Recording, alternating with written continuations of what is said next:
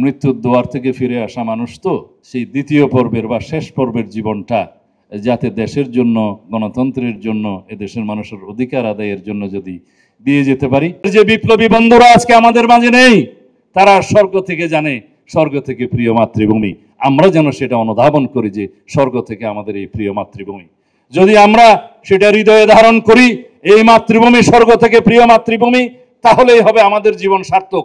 এই বাংলাদেশ তখনই আমরা করতে পারবো, নির্মোহভাবে ইতিহাস রচনা করতে পারবো, নির্মোহভাবে ইতিহাস লিখতে পারবো, নির্মোহভাবে এই দেশের প্রতিটি মানুষের জন্য আমরা দায়িত্ব পালন করতে পারবো। যে যেখানেই থাকে না কেন, সমাজের বিভিন্ন প্ল্যাটফর্মে কেউ শিক্ষকতায়, কেউ শ্রমিক হিসাবে, কেউ গবেষক হিসাবে, কেউ শ্রমিক হিসাবে, কেউ মজদুর হিসাবে, কেউ বিপ্লবী হিসাবে, কেউ গণতান্ত্রিক কর্মী হিসাবে, কেউ ছাত্র হিসাবে, সেই সমাজের যেই স্টেজে থাকে না কেন, কেউ নাট্যকার হিসাবে, কেউ যেখানে সংস্কৃতি সেবী হিসাবে, প্রত্যেকটা স্টেজে রাষ্ট্রের প্রতি অবদান রাখার সুযোগ আছে। সবাইকে মাঠের রাজনৈতিক কর্মী হতে হয় না।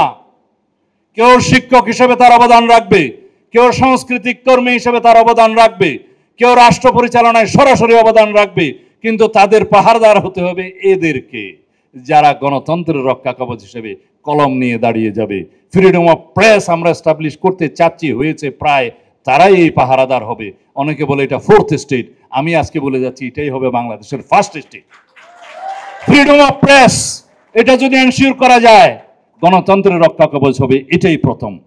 জুডিশিয়ারির ফ্রিডম, ইন্ডিপেন্ডেন্স অফ জুডিশিয়ারি আমরা এভাবে করতে চাই, তবে একদম এমন ইন্ডিপেন্ডেন্স না যাতে আবার জুডিশিয়ারি নিজেরাই হর্তাকর্তা হয়ে যায়।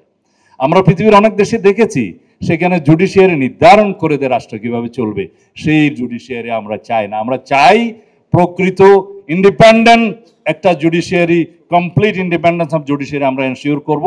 সেই জুডিশিয়ারি হবে গণতন্ত্রের রক্ষা কবচ হিসেবে, সেই জুডিশিয়ারি হবে রাষ্ট্রের সকল নাগরিকের শেষ আশ্রয় হিসাবে, সকল নাগরিকের শেষ আশ্রয়স্থল হিসাবে সেটা জুডিশিয়ারি থাকবে। যে জুডিশিয়ারি আমরা অতীতে অভিজ্ঞতা অর্জন করেছি, দেখেছি, সেই জুডিশিয়ারি আস্তাগফিরুল্লাহ আমাদের জন্য আর না দেখতে হয়। তো বন্ধুগণ, আবেগতাড়িত হয়ে অনেক কথা বললাম, হয়তো সব কথা আমি সঠিক বলিনি, কিন্তু মৃত্যুর দুয়ার থেকে ফিরে আসা মানুষ তো এই গণ অভ্যুত্থানের আসতে পেরে নিজেকে আবার জীবিত মনে করছি। তো সেই জীবনটা, সেই দ্বিতীয় পর্বের বা শেষ পর্বের জীবনটা যাতে দেশের জন্য, গণতন্ত্রের জন্য, এদেশের মানুষের অধিকার আদায়ের জন্য যদি দিয়ে যেতে পারি, সেটা হবে আমার প্রকৃত জীবনধারা। এই রক্তাক্ত লড়াই সংগ্রামে আমরা যারা এখনো বেঁচে আছি, যারা মৃত্যুর মুখোমুখি হয়েছিলাম, তারা যেন এই দায়িত্বটুকু পালন করি আমাদের পরবর্তী প্রজন্মের জন্য। আমাদের এই রাষ্ট্রটা যেন আমাদের সেই শহীদের স্বপ্নের বাংলাদেশ করতে পারি, সেই আশা, সেই প্রত্যাশা ব্যক্ত করে বিদায় নিচ্ছি। খোদা হাফেজ। বাংলাদেশ জিন্দাবাদ।